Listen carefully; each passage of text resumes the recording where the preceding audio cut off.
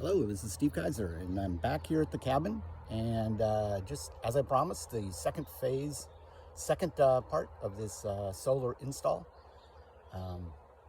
Today I'm going to put the panels on and begin the wiring and so on to activate the solar panels. We'll see how far I get.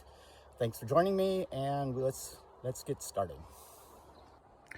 So I brought everything out to the site on the back of my lawn tractor. There's 4 solar panels there in this box. I didn't remove it because it's super heavy, but that's my 200 amp hour battery. So this is a kit from Renogy Solar. Came all on Friday, and I'd hoped to put it in yesterday, but it was raining all day and I just didn't want to do that. So here we are. So in the kit we have the solar charge controller, Renogy by Renogy, and they have a little Bluetooth module, which is what that is, which will allow you to remotely check on the status of your batteries and stuff. Easy connector cables, brackets and so on to hook the solar panels to the frame that I built in the last video. And then they've got a little connection box for your main connection coming from the panels. And then added to that, I've got an inverter, NovaPower Rock Pure Sine Wave inverter. It's a 1500 watt inverter. It comes with a remote control as well, and all the necessary cables to hook that into the system. And then on the cabin side, we've got direct burial cable, 12-2 cable, which will come from the solar panel install area to the panel. There's the panel. Since we haven't had electricity in the cabin, I'm adding a single breaker to the cabin. So we'll connect into the cabin with that. So that's the kit.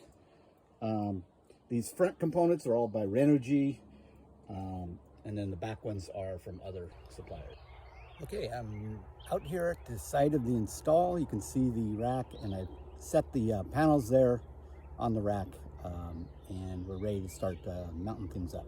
A couple of things, if you saw my video earlier, building this frame, you might notice some differences. I put a couple of timbers across in the frame on the bottom to hold the battery and any other equipment, and then one more above the battery there that runs down, and that will form the back of my box, if you will, for all my.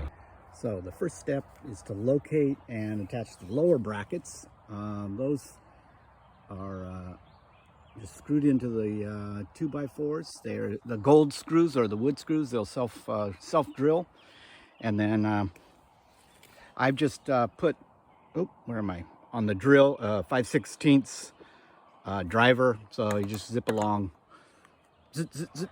So on the back side, you can see it has a little shelf to hold it while I screw these the bolts in. Now we're going to put a so we have a bolt, a large washer which I put behind, then the bolt, then another large washer, and then the locking washer, which is the little ring one, and then the nut.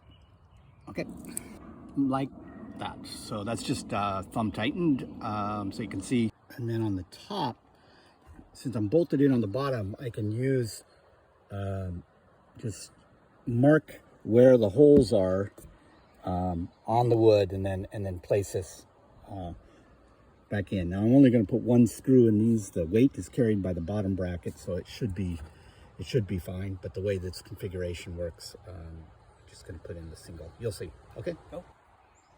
All right. Now with the 4 brackets in place, just set it on the little shelf created by the brackets on the bottom. And then if I did this right, it'll slip right in there, and then I'll bolt it in on the back, and then I'll continue on down until I have all 4 of those in place.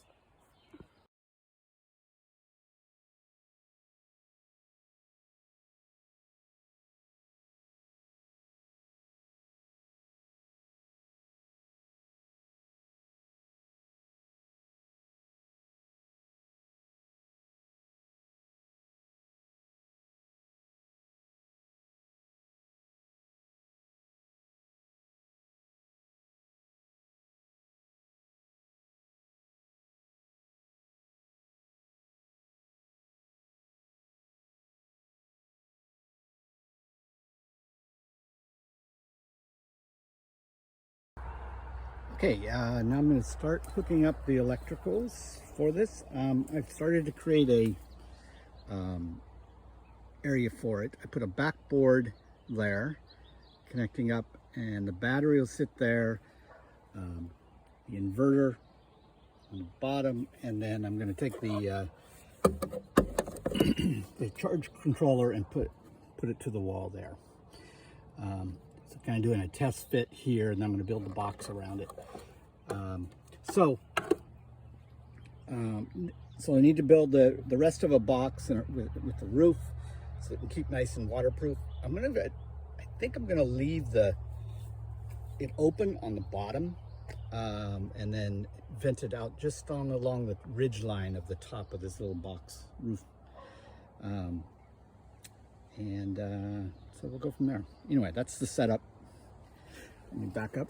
See, takes up about half of the length of the structure. Okay, now I'm going to be hooking up the wiring. First thing to hook up is the charge controller.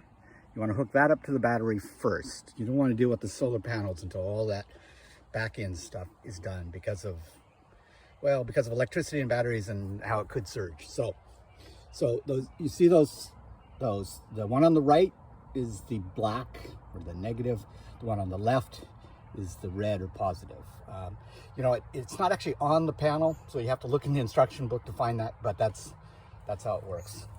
That'd be a little gap. There should be a little plus sign on the plastic or something. So that goes, they came with like a lot of wire, 16 feet of wire. I've trimmed them because my battery is right next to my charge controller. I've trimmed them down to 3 feet, which is also in excess, but at least it's reasonable. And while I was... Okay, so next I'm going to go up to the panels. So the panels all come with these nifty, easy connectors. They're waterproof. They just snap together. It's a very, very nice system. But the trick is I am creating a system in parallel. Each panel creates 12 watts, and they want the end result to be 12 watts, not 48 watts. So if you do it in parallel, they increase the flow, the throughput, but they don't increase the wattage. So that will be the trick. So here's my positive, and then here's the connector. So I'll take one, plug that into, can you see that? Just click that into the back side of that connector, and that has a little click. I didn't hear the click, but they click together. It's supposed to be waterproof, so that will bring one of the positive leads, go to the next panel and find the positive. That's the negative. So the positive over here, and we'll plug that in. Let's see, you're not okay. Plug that in there. So that's good and tight. So now we have both positive leads coming down to one. So this one then I'll connect with both positive leads from the other side. So I connected those two panels together, reds and blacks, in parallel. And then I'm going to plug this into the end of that, and that will combine the power from one set of two panels to the other set of two panels. But before I plug this in, I've wired it to the charge controller. So it goes positive from the PV, negative from the PV, positive from the battery, negative to the battery. So I've already hooked that up. So we're downstream, we're all functional.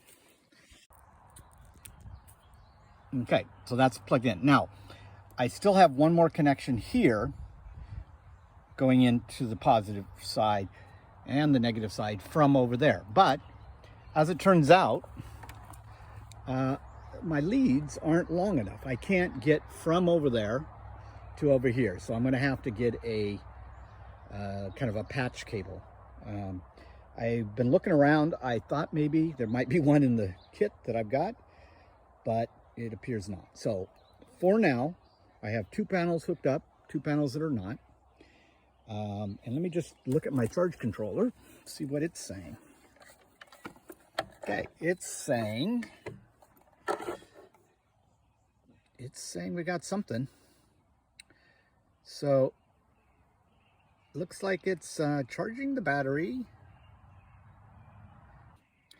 Well, so we've got action going on there from 2 of the panels, and now I'm going to try and finish up the box, get it waterproof before nightfall, because I don't want any of my electronics to get wet. So that's the next step. A little unfortunate I can't hook up all 4 panels, but I'll just need another cable and then we can do it. Okay, there's the whole setup, all wired in. I'll tidy up the wires a little bit, but the inverter, the big box at the bottom, it's all connected in to the battery. From there, we'll go out via those plugs to whatever we want to go to, and then we've got our charge controller there, and it's reading what it's reading. And then next to it, there's a little Bluetooth device so that you can manage the controller from your phone. It just plugs in with a RJ45 or something plug on the bottom of the charge controller. So that's all cool, and we're hooked up to our 2 panels, and then I'll get another cable to bring that set of panels in the next day or so. I'm not going to be using a lot of power. So there we are. We're all hooked up. It seems to be running. And we just need to plug something in. So I'm going to go from there, from a plug to a box, and then to my underground cable to go over to the cabin. So now I'll finish making the box, put a roof on it, and then we'll be good to go. Okay, there she is in her nearly finished form. You can see a little box that I put on there, put a little metal roof on it. The bottom is ventilated. I'll probably put a mesh across there, but then out behind each one of the flutes is also open, so the battery and all that can ventilate out the top. Yeah, so that's it. I will take some building paper and wrap the plywood just for protection against storms, and I'll get another cable to hook up our 2 other panels, and that's our install. So now that we're done with that install, the next part of the project will be then to connect from the inverter with a cable that will run over to the cabin, which is behind me. So I'm gonna have to cut my way through some of the shrubs and then trench a line, and then that will go to a box in the cabin, a regular circuit box, and then we'll have full-time power from our little solar system. So thanks for joining me for this install. I will put up another one when I do the trenching, but I didn't get to it today. So for now, that's it. Calling a day as the sun sets. So if you like what you've seen, if it's helpful at all, just follow me or link to this. I'd appreciate it. Thank you very much.